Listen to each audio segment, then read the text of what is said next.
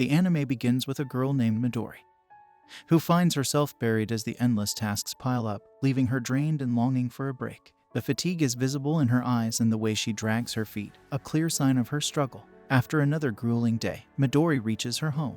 But as she steps in, tired and weary, she collapses, her body unable to carry the weight of her exhaustion anymore. In this moment of helplessness, a crushing realization hits her: she might be facing her end. Tears stream down her face, not just from physical pain but from the sorrow of leaving the world without a chance to bid farewell to her loved ones, especially her parents. As she lies there, something extraordinary happens. Midori feels her soul leaving her body, a sensation both eerie and serene. Amidst this surreal experience, she encounters a divine presence, God. This encounter turns her world upside down. God, with a mysterious smile, presents her with a challenge. He reveals a world called Aztalan. It is a world torn apart by the cruelties of humans against other species. Midori's task is to judge humanity itself, to decide whether it deserved to continue existing. The weight of this responsibility terrifies Midori. The idea of making such a monumental decision is too much for her. She tries to refuse, but God understands her fears and offers her a unique power: the ability to be reborn with a special connection to animals. This intrigues Midori, a girl who has always found solace in the company of animals, particularly fond of her parents' cat and all things fluffy. Seeing her love for animals, God grants her powers related to them. Without waiting for her consent, he reincarnates her. Midori wakes up in a new world, in a grand house, surrounded by a family that looks at her with love and adoration. She has become Nefertima, a little girl in a royal family. 3 years pass, and Nefertima, now affectionately called Néma, grows up in the royal ducal family of Oz. She is the third-born child, living a life far removed from her past struggles. Her days are filled with the love of her brother Ralph and sister Kara, who bring joy to her life with simple gestures like flowers and fireworks. Néma's third birthday is a grand affair, celebrated with enthusiasm by her siblings. But what truly makes her heart full is the presence of numerous animals. She is drawn to them, wanting to feel their soft fur and bask in their unconditional love. As she runs towards her pets, she stumbles, but her loyal dog D is there to protect her, a moment that brings relief to her parents and joy to her heart. Surrounded by these creatures, Néma feels like she is in paradise. However, she soon realizes that taking care of so many animals is not as easy as she thought. We then see Néma's mom, who was really worried because she had to go to the royal palace. Her husband wasn't home, and Ralph and Kara were at the academy. This meant there was no one to look after Néma, so her mom decided to take Néma with her to the palace. Before they left, she reminded Néma to behave herself since it was her first time going outside. Néma, super excited about the adventure, promised to be good. On their way to the royal palace, Néma was fascinated by all the new faces and sights. She didn't see any signs of trouble or persecution. When they got there, her mom put a protection spell on Néma and told her to stay put while she went to take care of her royal duties. But Néma, curious and excited, forgot her mom's instructions. She saw a bird and couldn't resist chasing after it. She ran all the way to the palace garden. There, she found not just birds but also squirrels and other animals. They seemed to love Néma, and she was overjoyed playing with them. Suddenly, she noticed a pair of fierce but beautiful eyes watching her from the bushes. All the animals quickly disappeared. Néma turned her attention to these eyes. She realized she was looking at a sky tiger, a rare and majestic creature. Even though she knew she should be careful around such a beast, she was captivated by the sky tiger and couldn't help but feel a connection to it. The sky tiger, a large and majestic animal, licked her, showing that he liked her. Néma felt comfortable with him and enjoyed how fluffy he was, feeling like she was in a whole new world. It was unusual because the sky tiger, usually a fierce beast, let her sit on his back without any fear. Néma took this chance and climbed onto the sky tiger's back. The sky tiger then took her to his master, a prince. The prince was shocked to see a little girl riding his sky tiger, Lars, because Lars usually didn't get close to anyone else. The prince was also worried about Néma, wondering why she trusted the beast so easily. When the prince warned her, Néma looked at him and was momentarily captivated by his looks. However, she got annoyed when he picked her up and held her in his arms. Néma asked him to put her down, but the prince, finding her reactions amusing, put her on his shoulder instead. This made Néma yell and struggle, trying to get down. But then, Lars, the sky tiger, took her from the prince and put her down, which surprised the prince because Lars was never friendly like that before. The prince was impressed by Néma and asked about her parents, thinking she was lost. Néma tried to explain that she wasn't lost, but the prince didn't listen and decided to take her back to her father on Lars' back. When they reached the royal palace and found her father in the king's library, Néma ran to him. Her father was surprised and worried to see her there. The prince then told a story about how he had saved Néma, who was lost in the forest. Néma was annoyed by this lie because she wasn't lost. Her father, relieved, hugged her and thanked the prince for saving his daughter. Néma was shocked to learn that the young man she thought was just a brute was actually a prince. She decided to call him the Brute Prince. When the king himself came and introduced the prince to Néma, she realized the young man was not only a prince but the king's son. Néma used her charm to win over the king, who allowed her to come to the royal palace again. This made her very happy, but she knew she still had to face her mother's anger for not following her instructions. To calm her mother down, Néma mentioned the king's approval for her to visit the palace again. Hearing this, her mother relaxed, and Néma was excited about the prospect of meeting them again. The scene shifts to Néma's mother, who gives Néma some important advice. She tells Néma to be careful around Lars, the holy beast, and explains about the sky tiger, which is a special animal that gets its power from something called elementalism.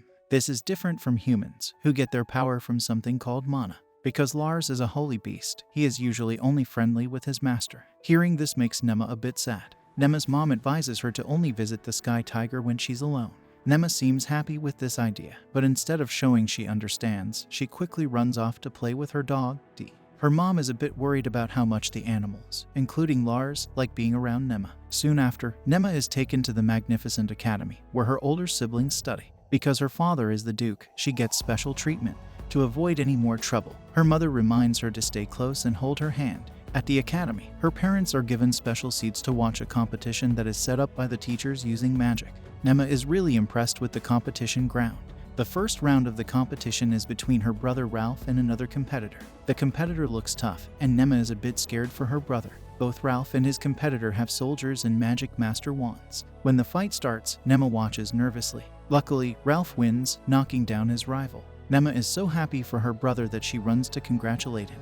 After the excitement, Néma feels the need to go to the restroom. She feels much better after and goes to find her brother again. When she finds him, he's not alone, he's with Tristan, who is bragging about winning the competition. Néma butted into the conversation between her brother and Tristan by calling out to Ralph. Tristan made fun of Ralph, suggesting he could use taking care of his sister as an excuse if he lost the battle. This comment made Néma really angry, and she ended up insulting Tristan. Tristan couldn't handle this and was about to hit her, but Ralph stepped in to protect her before Tristan could do anything. Just then, the prince arrived, and both boys greeted him. The prince scolded Tristan for trying to hit a child and made him apologize, especially since the prince was siding with Néma. The prince thought Néma was scared of Tristan and hiding behind Ralph, but in reality, she was more wary of the prince himself. When the prince mentioned saving Néma in the forest, she quickly denied ever getting lost, grabbing his attention. The prince picked Néma up and decided he wanted her to be his plaything. Néma didn't like this idea, but when the prince offered her access to the royal palace whenever she wanted, she started to consider it. The prince also warned Tristan not to mess with Néma, claiming her as his own, which scared Tristan away. The prince assured Ralph that his father, the king, was fond of Néma and didn't mind her being there. Néma was annoyed with the prince, especially since he seemed pleased with the king's approval. The prince, misunderstanding her, thought she wanted his attention and began to playfully poke her cheeks. Ralph asked the prince to hand Néma over to him because they needed to attend Kara's trial. The prince decided to go along, not wanting to leave Néma alone. As they moved to the trial grounds, the prince suggested they treat him as a student, as he was there to watch the competition. They then focused on Kara, who was about to face a magical challenge involving a fire dragon. The prince learned that Kara had great control over fire, but needed to master water elements, making the task risky. Néma, overhearing this, was worried about the dragon. Seeing her sister's confident smile, she realized Kara wouldn't back down. Suddenly, Néma couldn't bear the thought of the holy dragon being harmed. Acting impulsively, she jumped from the prince's lap and rushed to the trial grounds. Her parents were worried as she leaped from a high wall, but she landed safely due to some magic. As soldiers prepared to confront the fire dragon, Néma stands bravely in front of the dragon, determined to protect it from harm. The dragon can speak and tells Néma that this is no place for a child. Néma tries to reason with the dragon and asks it not to harm anyone else. The dragon doesn't like how it was forcibly summoned by humans and approached with hostility. However, Néma doesn't want anyone to fight, and all she wants is to touch the dragon's scales. To her surprise, the dragon is impressed by the fearless little girl and allows her to pat it. Everyone watches this in disbelief. Néma thought the dragon would feel hot, but it's actually cool and smooth. The dragon enjoys Néma's touch and promises that if she ever needs its help in the future, it will recognize her as its master. Before leaving, the dragon gives Néma a magical orb to stay connected. Néma, to make it easier to carry, transforms the orb into a cute teddy bear with a ribbon. This orb connects their minds, allowing Néma to use the dragon's magic. The dragon introduces itself as Saul and departs. Néma's family, relieved that she's safe, embraces her tightly. Even the prince is concerned and orders the court mages to investigate. He warns Néma's father that other power-hungry individuals in the palace might want her. Then his father says that he might have to eliminate them if they try to use his daughter. Néma is then brought before important people, including the king, to discuss the events involving the fire dragon at the academy. Néma feels a little scared in front of all these important figures. Néma, her father, and mother are questioned about the agreement Néma made with the dragon.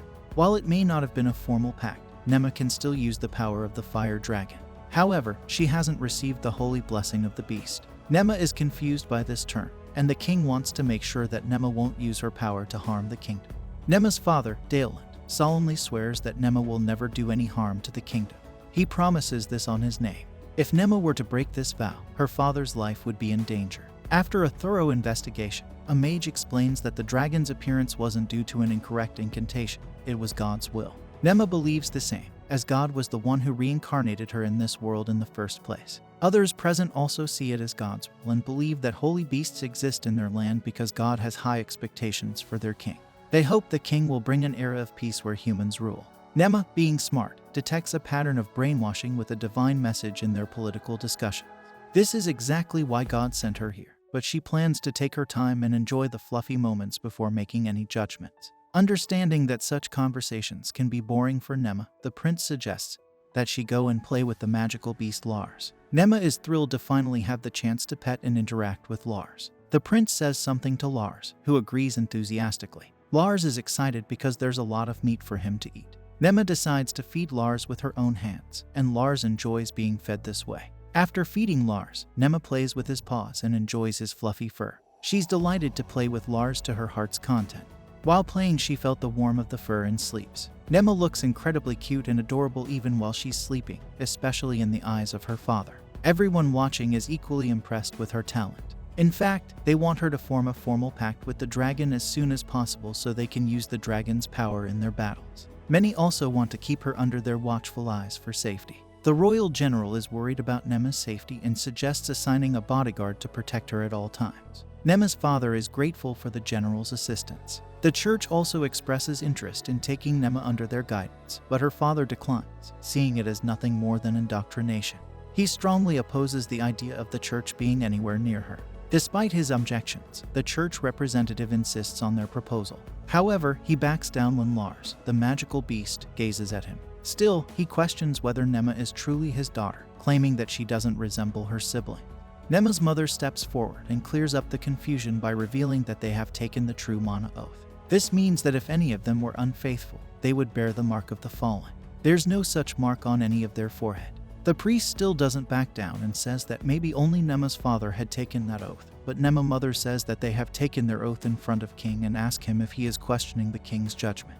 The priest gets shut down, but even after this clarification, many people still support the idea of Néma going to the church. They get into an intense debate and finally concludes. Meanwhile, Néma is sleeping, and Lars starts licking her, but he's just trying to wake her up. The meeting concludes, and the king grants Néma permission to move freely within the palace. However, she'll need supervision in certain areas. The prince tells her about the various animals in the palace that she's bound to like. Later, she meets Gwyn Fields from the 2nd Brigade of the Royal Guard.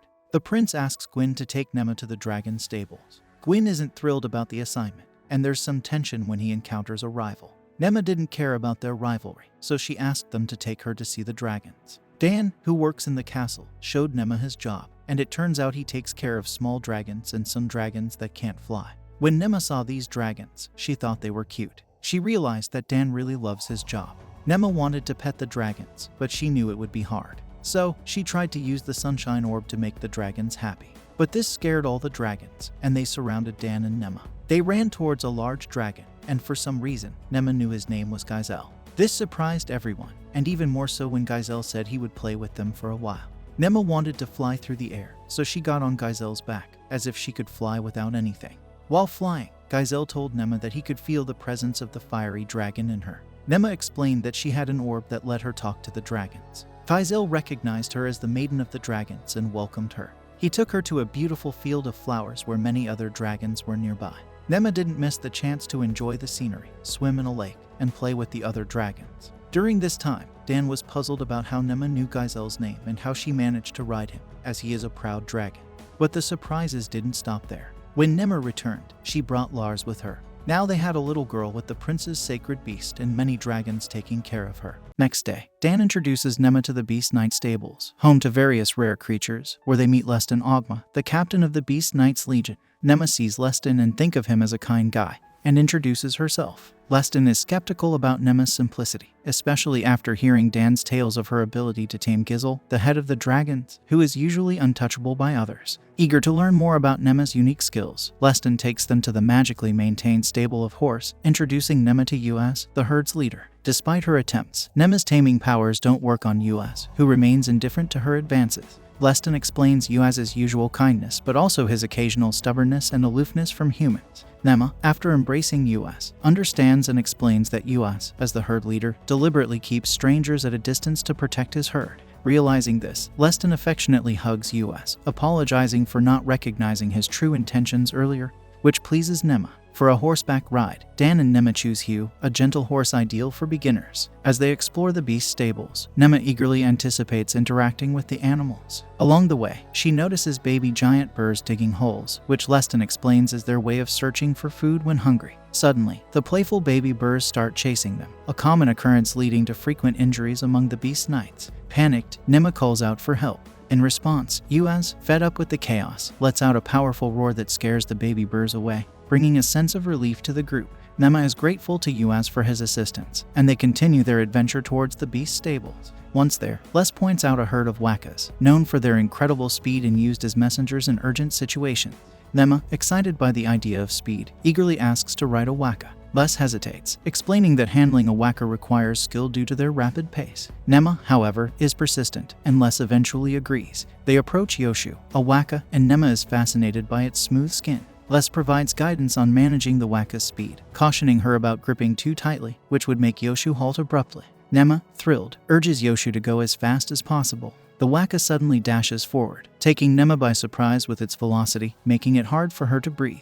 Concerned, Les casts a protective spell on her, allowing Néma to safely experience the waka's swift movement. Upon completing the ride, Néma resolves not to ride a waka again, learning from Les that she only experienced about half of its maximum speed. Her reaction amuses Dan, leading to a playful argument between them. During this time, a Glayhawk, used for delivering messages, lands on Les's hand with a letter. Reading it, Les discovers there's trouble back at the stable and they need to return immediately. Néma, still eager to meet more animals, persuades Dan to visit the dragon stables. At the stables, they learn a white moose has escaped, a rare creature in the capital. Les forms a search team, reflecting on his challenging day, including Yua's fondness for Néma and Yoshu's unusual obedience to her commands. The day takes an even more surprising turn when Néma returns riding the white moose, accompanied by Lars. She explains that she found and tamed the moose while visiting Giselle. Les is astounded by her ability to tame the elusive moose and asks her to inform him in future such instances. Realizing Néma's unique gift with animals, Les feels a twinge of envy, wishing he had such a talent. The next day marks Néma's birthday. Her parents express their love and offer to fulfill one of her wishes. Néma's request is simple yet joyful, a trip to the city. On her birthday, Néma excitedly prepares for her first solo trip to the city. Her father, Dayland, initially objects, citing safety concerns, but her mother, Killa, suggests she should be accompanied by Paul and Karna. Arriving at the market, Néma is amazed by its beauty and the variety of shops. Karna explains that the royal capital is divided into 4 areas: the noble district, commercial district, common district, and industrial district. This design was the vision of the first king, who wanted the city to look splendid from above. Their first stop is at food shops, where Néma is enticed by the delicious-looking food. She asks Karna to teach her how to use the local currency. Karna explains that the smallest units are called rai, with 10 rai equaling 1 copper ingot. Néma then buys 3 chicken leg pieces for 3 copper ingots and shares them with her group, giving 1 each to Karna, Paul, and her pet dog D, celebrating her birthday by treating everyone. Next, Néma is drawn to the aroma of something sweet. She discovers a shop selling pepe, a treat made by frying boiled dough. Overjoyed, she buys 20 pepe for the price of a copper ingot, as the shop lady offers a special deal. Néma plans to share them with her family and everyone at home, impressing Karna with her thoughtfulness. Their visit continues with a stop at a tea shop. There, a girl from another table, familiar with the Os family, starts mocking Néma for her lack of magic and unusual appearance, including her black eyes. Karna, protective of her sister, sternly rebukes the girl, pointing out Néma's special status and acceptance by the royal family, and criticizes the girl for her lack of respect towards a noble family member. Néma returns home, impressed by her sister's strength. As she opens her room's door, she's greeted with a surprise birthday celebration. Everyone she cares about is there, despite their busy lives. Overwhelmed with joy and gratitude, Néma tears up, declaring it the best day of her life. The celebration is filled with joy and gifts. The queen presents her with a beautiful necklace and some potent magic stones. The brute prince arrives, too, and gives her a magical bracelet that promises to protect her from harm. Each guest brings a gift for Néma, making the occasion even more special. Les, the leader of the Beast Knight Legion, surprises her with a rainhawk, a relative of the Greyhawk. He explains his choice. Néma was fascinated by the Greyhawk, but it's too large for her to handle, so he thought a rainhawk would be more suitable. The party leaves Néma elated, feeling it's the best birthday she's ever had. She lovingly names her new rainhawk companion Nox, cherishing the special bond they will share. The next day, Néma is outside, having fun with her bird, Nox. She calls out to him, and he flies right over to land on her arm. That's when Dan comes over and notices what she's doing. He tells Néma that people who are alike stick together and mentions to Lies that he knew Néma was working on training Nox, but is amazed by how much progress she's made. Néma is always doing things that surprise them. Lies then suggests they should try to have Nox fly even further the next day. Néma nods in agreement, but it's clear from her face that she's not really happy. Dan sees this and asks her what's bothering her. Néma admits that she might not be able to hang out as much anymore because she has to spend more time on her study. Then we move to Néma back inside her room, where Margus comes in with some news. She tells Néma that she's brought over the teacher who will be taking over her lessons from now on. The next morning, Néma met her new tutor, Annalie Dessa, who came into her room to say hello. Annalie looked so elegant and proper that Néma thought she was the perfect image of a lady. But as soon as the butler left, Annalie showed her true colors. She told Néma she had to improve how she talks, especially about calling her parents Mama and Papa, which Néma agreed to. However, Néma was shocked when Annalie suddenly hit her with a stick for looking at her the wrong way. Annalie explained that as a member of a noble family, Néma must always control her emotions, no matter what. Just then, the butler came back with tea, and Annalie quickly acted nice again, pretending they were getting along great. That's when Néma's really tough lessons began. Annalie was strict, using the stick to discipline her and trying to teach her how to be a proper lady. She even said she had taught Néma's siblings, who were very talented, but she promised to make Néma just as good. After a long and tiring lesson, Néma went back to her room, exhausted. She couldn't believe Annalie had treated her brother and sister the same way and thought maybe Annalie was just playing a trick on her. Néma considered telling her dad everything, but she knew she had to handle it on her own. She made a promise to herself not to let Annalie defeat her. The day after, when Annalie noticed Néma slouching again, she didn't hesitate to correct her with a stick. But this time, Néma, instead of getting mad, gave her a super cute smile and said she'd be more careful. Annalie was taken aback by the smile, but then Néma let slip that it was just her professional smile from her old job before she came to this life. Even though she managed to handle the situation with a smile, Néma started to wonder how long she could keep this up. After they had dinner, everyone noticed Néma looking really down, which was odd because she usually never leaves anything on her plate. Her mom, Kila, tried to find out what was bothering her, but Néma just ran off to her room without saying anything. Right before Néma could disappear into her room, her brother Ralph caught her with a bit of his magic. He told her she needed to think about what to say to their mom, especially since Kila was really upset, which Néma thought was way scarier than Annalie's mood swings. Just then, their mom asked Néma straight up if Annalie was the reason she's been so sad. Néma explained she wanted to handle her problems by herself because she knew her mom would just make Annalie stop being her tutor if she found out what was happening. Her mom gently told her that Annalie is known for being super proper, and that Néma wouldn't win if she tried to face her the usual way. She advised Néma to really learn from Annalie and to understand her to get through this challenge. Before Néma could respond, Ralph did a magic trick that made all of Néma's bad feelings go away, making her feel a lot lighter. He promised he wouldn't get in the way of her dealing with Annalie, but also promised to help her feel better whenever she was down. After hearing her brother's supportive words, Néma couldn't help but smile and make a promise to herself to win this battle. She also realized just how great her brother was at lifting her spirits. A year passed, and Néma transformed into a well-mannered young lady who knew exactly how to talk, eat, drink, and interact with others like a true noble, impressing Annalie, who acknowledged her noble upbringing close to the royal family. Noticing a change in Annalie's demeanor, something Néma hadn't seen in a year, she got curious about what was on her tutor's mind. She asked Paul for some insight, and received a note explaining that Annalie's family were devoted followers of the Church of Divine Creation. Hinting at a background, Néma was skeptical, thinking them to be overly zealous and out of touch with reality. Curious about the church's stance, Néma inquired about the Aku kingdom, which was suffering from a severe drought leading to loss of lives and famine. Despite seeking aid from neighboring nations and churches, only Gash and 2 other countries had offered assistance. Néma questioned why the Church of Divine Creation hadn't offered help, expecting that they would step in during such a crisis. Annalie explained that the church believed the Aku kingdom was being punished by God for siding with the beast people, according to a divine revelation received by their high priest, and therefore, they refused to assist. When Néma asked if Annalie had ever met the beast people to justify such fear, Annalie's disturbing smile revealed a deep-seated terror, indicating that their fearsome reputation made them untouchable, and justified the church's stance in her eyes. This revelation led Néma to understand that Annalie's earlier strictness wasn't just about discipline, it was influenced by her deep-rooted belief. Shocked and angered by Annalie's narrow-mindedness, Néma couldn't hold back her disappointment, calling out Annalie's behavior as unacceptable. In response, Annalie slapped Néma, proving to her that this wasn't about education anymore. It had turned into outright violence, fueled by Annalie's insulted pride. Right after the tense moment, Néma stood up for herself, saying she wanted to be the kind of lady who makes her family proud by helping others, not just someone who stays quiet and looks pretty. She didn't want to disappoint her dad. Annalie tried to shut down the conversation by saying that politics were for the higher-ups, not for them to worry about.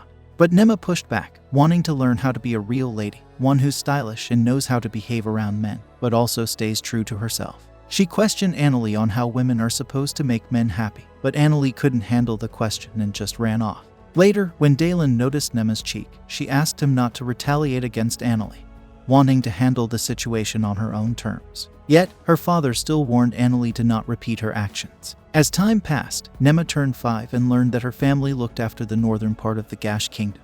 Dalen, her dad, planned a trip there for work and thought it would be a good experience for Néma too. She was excited to go. They used a magic circle to instantly travel to the northern lands. There, Morniskilva, the local lord, greeted them. Néma introduced herself politely, and then dashed off to explore. She was amazed by the snowy city, even more so when the snow turned into a beautiful ice shower. Dalen quickly used his magic to keep her warm, reminding her of the cold weather and the need to dress warmly. He gave her cozy clothes that made her look even cuter. Together, they set off to complete their royal tasks, making the most of their journey and enjoying the adventure along the way.